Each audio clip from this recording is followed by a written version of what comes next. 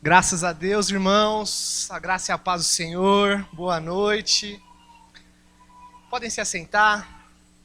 Nós começamos o culto lendo que o Senhor reina, tremam as nações. E nós cantamos, vitorioso és o nosso Senhor que está sentado no trono. Nós cantamos que Ele está coroado. Nós cantamos que Ele é o Rei de Jerusalém. Ele é o que está assentado no trono. E o que eu quero falar à igreja esta noite é sobre o reino de Deus. O nosso Senhor reina. E isso é inegável. E o que eu quero falar é o reino de Deus. E o texto que eu quero usar como base é Mateus, capítulo de número 4.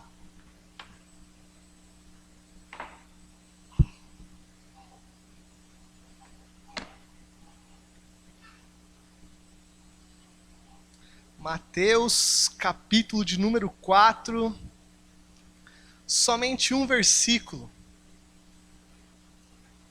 Versículo de número 17.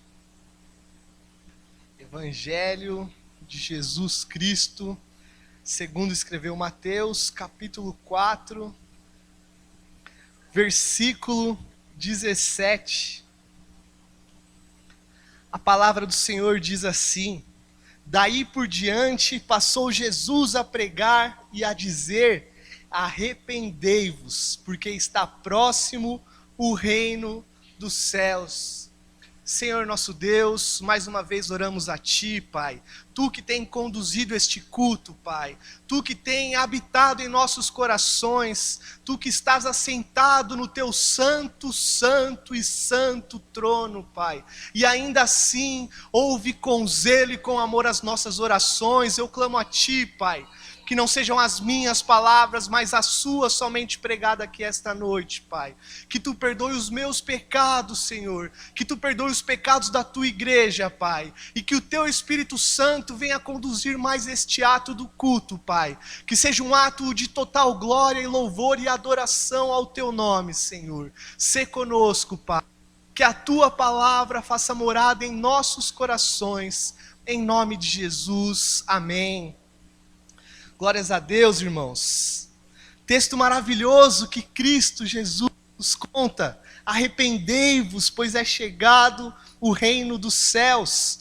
Se nós olharmos os 4 evangelhos, nós temos uma visão mais completa do contexto aqui, qual Jesus vem pregar essa mensagem.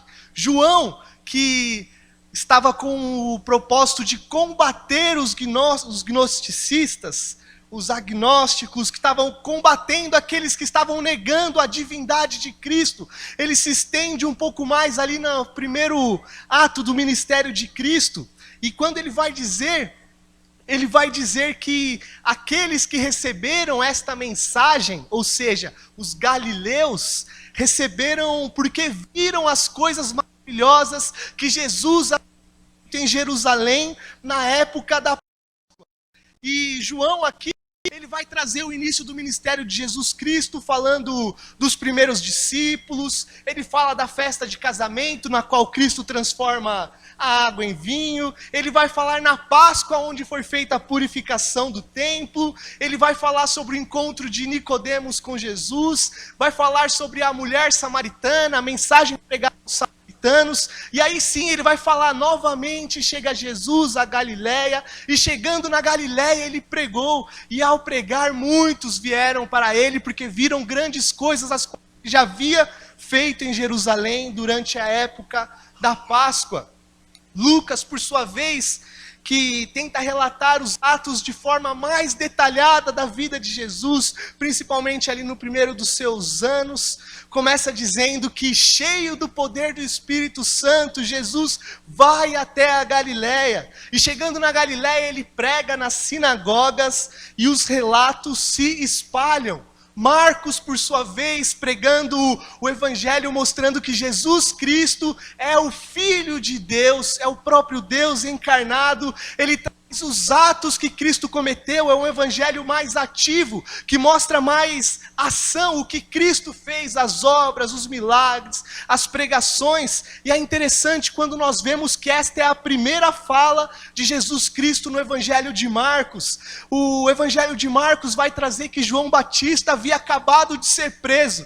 E a palavra fala que ao ser preso, Jesus vai a Galiléia, ao João Batista ser preso, Jesus vai até a Galiléia e começa a pregar: arrependei-vos, pois é chegado o reino de Deus. É como se Marcos aqui quisesse dizer aquilo que João Batista havia feito ao preparar o caminho para o Senhor dos Senhores, aquela voz que clamava no deserto o caminho, e aquela mensagem a qual ele pregava, pois Batista é o primeiro que nós vimos pregando essa mensagem: arrependei-vos, pois é chegado o reino de Deus. Está preso, e Jesus, no seu primeiro ato, marcado aqui no livro de Marcos, no evangelho de Marcos, ele fala: arrependei-vos, pois é chegado o reino de Deus. Mateus, por sua vez, diz que este é o início do ministério de Jesus, quando ele prega: arrependei-vos, pois é chegado o reino dos céus. É interessante vermos que Mateus, escrevendo aos judeus, tende a não falar o nome de Deus, a não dizer o nome de Deus, por isso que ele faz essa distinção entre reino dos céus, pois Mateus escreve aos judeus. Enquanto Marcos fala, é chegado o reino de Deus, Mateus diz que é chegado o reino dos céus. Feito esse contexto de que Jesus ali no começo dos seus atos, no começo do seu ministério, começa a pregar, quando que ele pregava nas sinagogas, Marcos e Mateus diz o que ele pregava nas sinagogas, que é: arrependei-vos, pois é chegado o reino do céu. Este era o evangelho que Cristo pregava. Em toda a sua vida ele pregou a mesma coisa: é chegado o reino dos céus, não somente com palavras, mas demonstrando que o reino dos céus havia chegado. Quando entendemos a quem Jesus Cristo está falando, aos judeus, aos galileus, nós entendemos que este povo, eles já esperavam por um rei, que reinaria no trono de Jerusalém, um rei que viria para destronar Roma, a Síria, que viria para destronar os babilônicos, que viriam para destronar todos os reinos desta terra que já haviam dominado por algum período Israel. Os judeus queriam um rei que se assentasse no trono de Davi, o filho de Davi, que se assentasse e reinasse. Mas eles não entendiam que este rei veio para fazer. Eles queriam um rei que reinasse de forma política, um rei que reinasse levando seus exércitos à batalha e aumentando o seu reino. Os judeus não entendiam que esta palavra, é chegado o reino de Deus, realmente queria dizer. Eles achavam que o rei viria realmente para destronar Roma e se assentar ali naquele trono. Mas nós devemos entender o que realmente é este reino de Deus, o qual Jesus diz que está chegando. Primeiro, entendendo o caráter específico, geral deste reino. No caráter geral, em um âmbito geral, nós já sabemos que reina, desde a eternidade Deus já reina. Ele é o Criador de todas as coisas, todo o universo, todo o cosmos está inserido na sua criação. Nenhuma das estrelas há a qual Deus não sabe o nome, a qual o próprio Deus não tenha dito: fique no seu lugar. Deus reina sobre todas as coisas, e tudo que existe está sujeito à majestade de Deus. Até mesmo o inferno está inserido no reino de Deus. Quando entendemos que Deus não está ausente daquele lugar, mas Deus está manifestado na sua ira, na sua justiça eterna naquele lugar, nós entendemos que o reino de Deus engloba todas as coisas. Nada há que exista fora do reino de Deus. Então, no âmbito geral, o reino de Deus já existe e Deus já reina sobre o seu reino. Quando pensamos assim, que o reino de Deus já é, que Deus já reina, nós começamos a ver que não talvez faça sentido o que Cristo diz: está próximo o reino de Deus, o reino de Deus chegará. Então nós temos que entrar num contexto mais específico para entender o que é o reino de Deus. Em um âmbito geral, Deus já reina sobre todas as coisas. Ele é o Criador, o Senhor e o Rei de todas as coisas. Num contexto mais específico daquilo que Jesus fala, está por vir o reino de Deus, nós devemos entender que aquilo que o pecado fez conosco, nos separando de Deus, aquilo que o pecado fez conosco, de tirar a glória de Deus de próximo de nós, é isto que nos tira do reino de Deus, é isto que nos afasta da presença suprema e santa de Deus. O pecado que havia reinado em nossos corações, quando nós pensamos que somos mortos em nossos delitos, em nossos pecados, quando pensamos que somos escravos do pecado, quando pensamos que somos totalmente depravados por conta do pecado de Adão até o pecado da menor das crianças aqui, irmãos. Quando nós pensamos nisso, nós entendemos que o reino de Deus ainda não é chegado, porque o pecado ainda reina no coração de muitas pessoas, o pecado ainda reina no mundo. Quando pensamos na iniquidade que o mundo apresenta, e como o mundo deseja o iníquo e deseja a iniquidade, nós entendemos o reino de Deus ainda está por vir, porque quando Deus vier para reinar, o pecado não terá lugar, será extirpado de nós todo o pecado. No reino de Deus não haverá pecado, e quando vemos o pecado como ele ocorre nos dias de hoje, nós entendemos desse âmbito específico a qual Cristo diz, o reino de Deus está por vir. Num contexto geral, o reino de Deus já é, porque Cristo reina sobre todas a criação. Num contexto específico, o reino de Deus está por vir, porque está por vir o dia em que o pecado, o reino, o domínio do pecado será extirpado do meio de nós.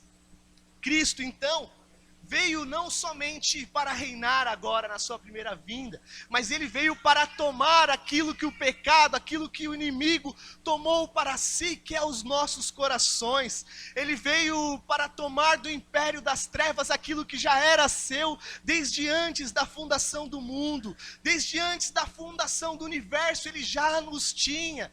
Ele já tinha aqueles que eram seus, e estes o pecado não toma conta. Ainda que éramos mortos em delitos e pecados, entregue, irmãos, aos pecados, já sabíamos que desde antes da fundação do mundo, Cristo já havia morrido, já havia sido crucificado e já havia ressuscitado para que o pecado não tivesse mais poder e para que ele tomasse de volta o controle e o poderio das nossas vidas. Cristo fala aqui num tom de reconquista. Aquilo que Satanás havia conquistado através do pecado e da morte estava prestes a ter fim. É isso que Jesus diz quando diz: o reino de Deus está próximo. Este é o contexto mais geral e mais específico quando pensamos no reino de Deus. Deus reina sobre toda a criação desde antes da fundação do mundo. Mas como o pecado entrou em nossos corações e tomou o controle das nossas vidas, a ponto de que o menor de nós, se escolher por si só, escolherá o pecado e não a Deus. A nossa escolha sozinha é o pecado. Nós entendemos que o reino de Deus ainda está por vir. Deus ainda reinará em nossos corações. Esse é o contexto geral e específico do reino de Deus. Há também um contexto, um âmbito do que está por vir e do que já é do reino de Deus. Lucas 17, 20 e 21 diz assim: interrogado pelos fariseus sobre quando viria o reino de Deus, Jesus lhes respondeu: não vem o reino de Deus com visível aparência, nem dirão, ei-lo aqui ou lá está, porque o reino de Deus está dentro de vocês. O reino de Deus está, ele fala isso conjugando o verbo no presente, está aqui e agora. O reino de Deus está dentro de vocês, e ao fazer essa alegação de que o reino de Deus está dentro de nós, Jesus fala sobre o aspecto presente deste reino de Deus. Jesus fala que não é um reino físico, não é um reino político, não é um reino econômico, mas é um reino espiritual, e não por isso deixa de ser real, ele é muito mais real, é algo que nós podemos experimentar e vivenciar já aqui e agora nos nossos dias. João 18:36, quando Jesus está conversando com Pilatos, quando Jesus está sendo interrogado por Pilatos, e Pilatos diz: você é o rei dos judeus? Você que é este rei que os judeus tanto esperam? Jesus responde: o meu reino não é deste mundo. Se o meu reino fosse deste mundo, os meus ministros se empenhariam por mim para que não fosse eu entregue aos judeus. Mas agora o meu reino não é daqui. Cristo não veio para reinar aqui e agora, naquele tempo, de forma política. Ele não veio para tomar o trono de Pilatos, tomar o trono do governante, do imperador. Não veio para tomar o trono humano, não veio para tomar o trono do general dos exércitos, não veio para tomar o trono dos reis. Ele veio para tomar a sua humilhação, tomar o seu e o meu pecado sobre si, levá-lo até aquela cruz como um cordeiro mudo, ser levado ao matadouro e extirpar de vez os pecados, porque João Batista diz: este é o Cordeiro de Deus que tira o pecado do mundo.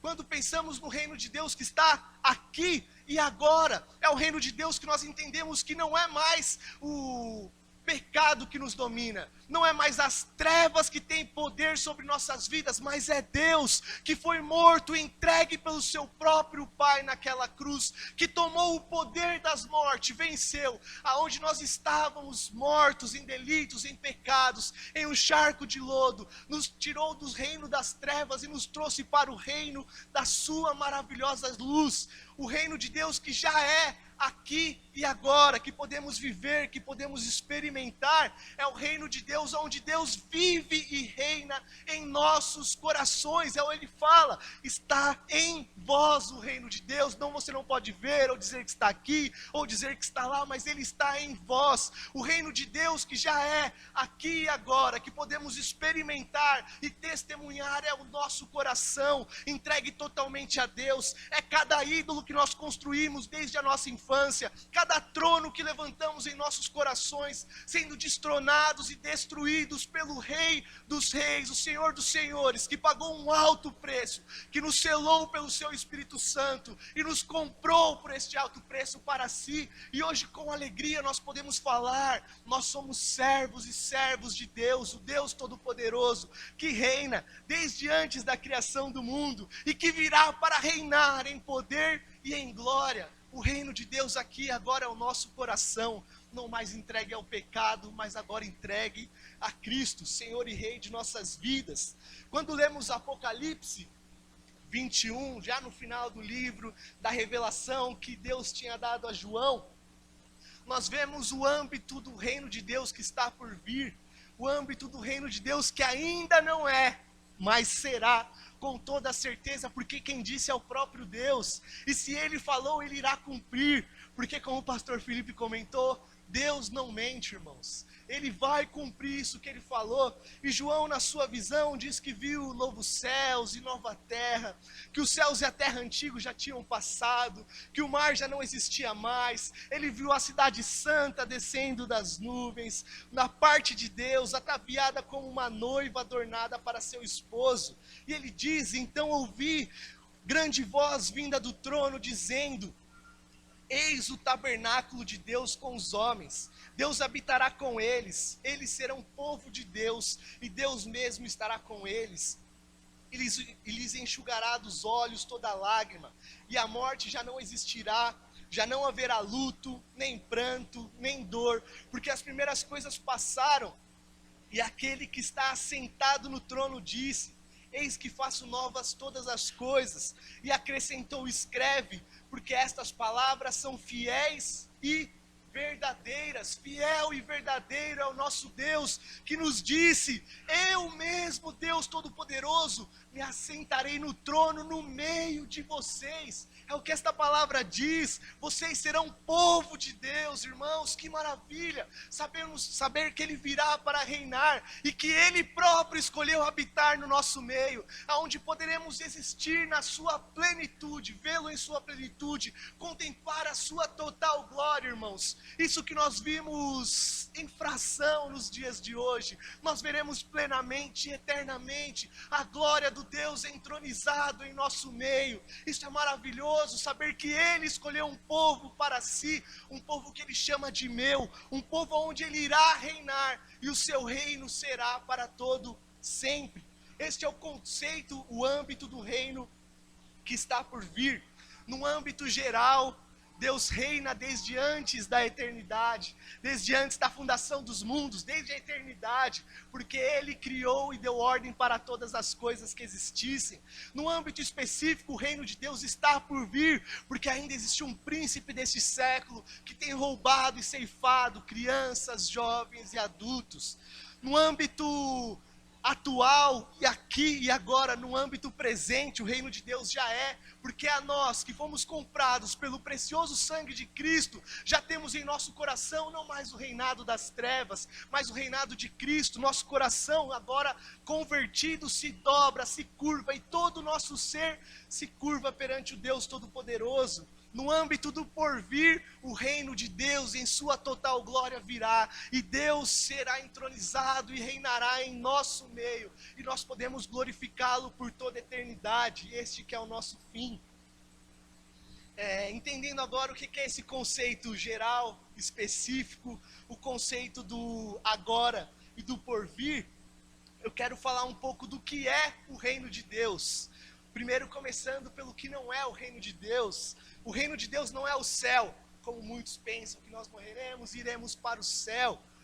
Porque o céu, como eu disse, faz parte da criação. Ele é somente um pedacinho da criação. E Deus criou todas as coisas, e todas as coisas estão submetidas ao seu poderio, ao seu governo. Então o céu, como nós vemos, como nós olhamos e imaginamos, não é o reino de Deus, também não é a igreja.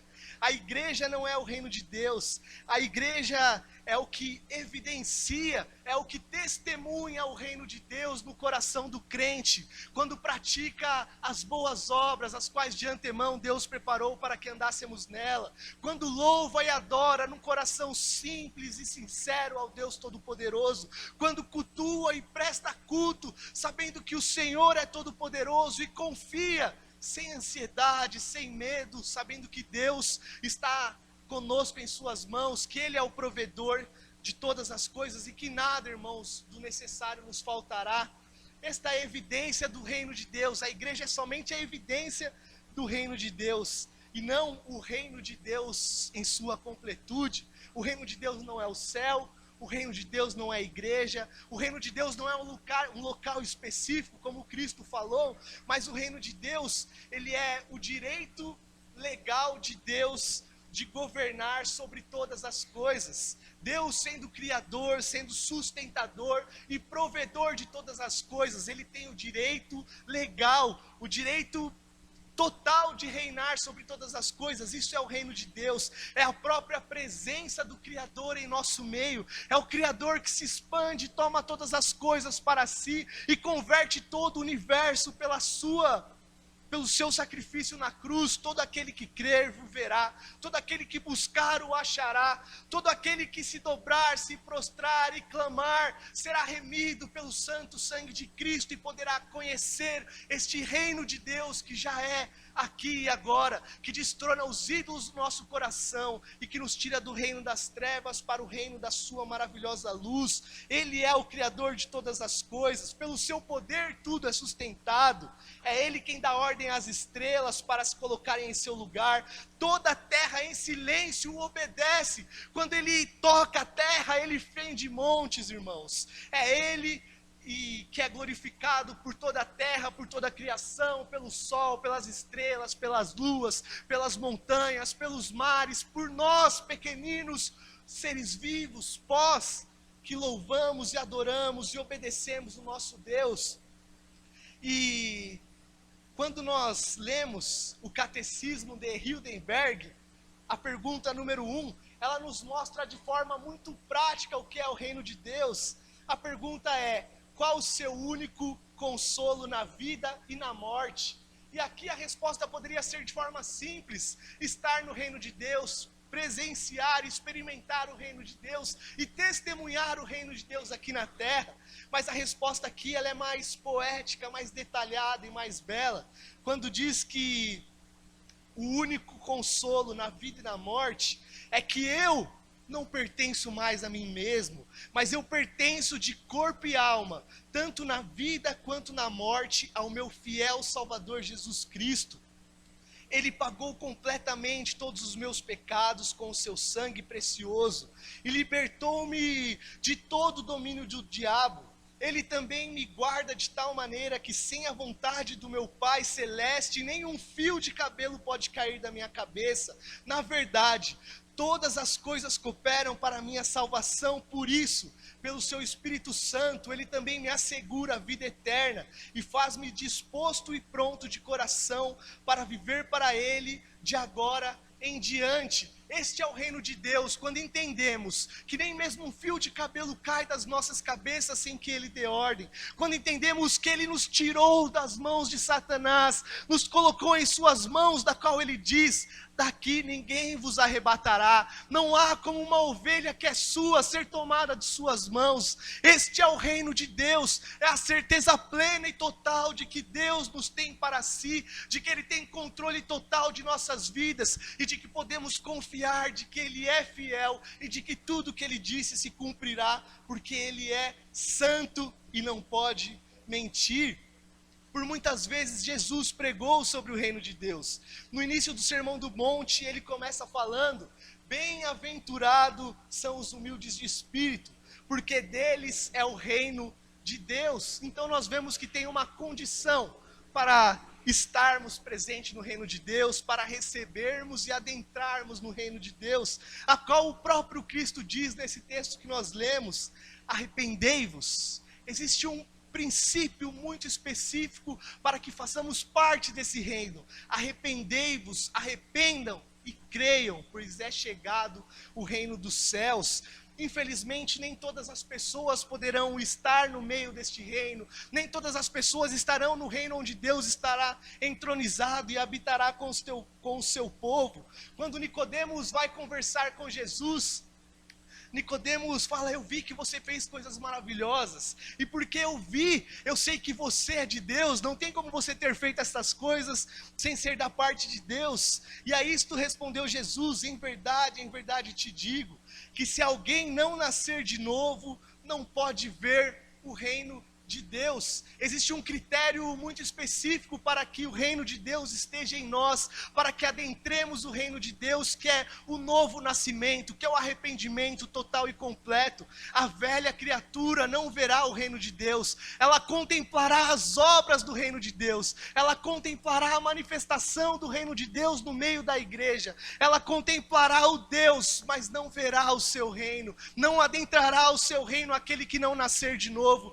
aquele que não se arrepender de todo o coração, aquele que não for transformado pela ação poderosa do Santo Espírito de Deus. É necessário nascer de novo para que tenhamos acesso ao reino de Deus. Nicodemos viu a manifestação do reino de Deus, mas ainda naquele tempo ele não viu o reino de Deus dentro de si, tomando conta e sendo transformado por este reino de Deus. João Batista, quando está pregando no deserto, ele diz: eis que é colocado um machado à raiz da árvore, e eis que é colocado um machado à raiz da árvore, e toda árvore que não produz bom fruto é cortada e lançada ao fogo. Então as multidões perguntaram: o que havemos nós de fazer então? E João Batista respondeu: quem tiver 2 túnicas, reparta com quem não tem, e quem tiver comida, faça o mesmo. Os publicanos também perguntaram, e João Batista diz: não cobreis mais do que o estipulado. Também os soldados lhe perguntaram: e nós o que faremos? E ele lhes disse: a ninguém maltrateis, não deis denúncia falsa, e contentai-vos com o vosso soldo. Nós já podemos experimentar aqui agora o reino de Deus, e o que João Batista está falando aqui é sobre a justiça que nós temos, quando fazemos parte do reino de Deus, amamos a Deus acima de todas as coisas, ao nosso próximo como a nós mesmos, e passamos a agir com justiça, a justiça que permeia o reino de Deus. Devemos buscar o reino de Deus e a sua justiça, e assim agirmos por amor, irmãos, a Deus e ao nosso próximo com justiça. É isso que João Batista faz, esse é o testemunho daquele que está presente no reino de Deus, e o qual o reino de Deus está presente em si, é agir com justiça. Com arrependimento nós podemos experimentar o reino de Deus que já é presente. Com justiça nós podemos testemunhar o reino de Deus que está por vir. E não fazemos isso por nós, não fazemos isso porque somos bons, fazemos isso pela graça, mediante a fé, porque como Abacuque disse, e Paulo replicou, o justo viverá pela fé. Você que é justo, que foi transformado e que faz parte do reino de Deus, tenha fé, irmãos, haja com justiça e se arrependa de todo pecado, porque o reino de Deus é chegado. Cristo venceu Satanás, como nós cantamos. Ele tomou para si aqueles que antes eram escravos do pecado, os que estavam mortos. Tomou para si e não há quem possa nos arrebatar da sua preciosa mão. Ele aniquilou o poder das trevas, o império da morte. Cristo vive, irmãos, e é nele, com ele e para ele que nós também viveremos, irmãos. Este é o reino de Deus, ao qual podemos experimentar aqui agora, uma vida de arrependimento, uma vida de santidade, de devoção, uma vida de justiça, e principalmente uma vida inteira que glorifique a Deus. E esta é a última palavra, e é um apelo que eu quero fazer a toda a igreja esta noite. É o que está em Mateus, capítulo 4, versículo 17, arrependam-se dos seus maus caminhos e creiam, pois é chegado o reino de Deus. Que Deus abençoe.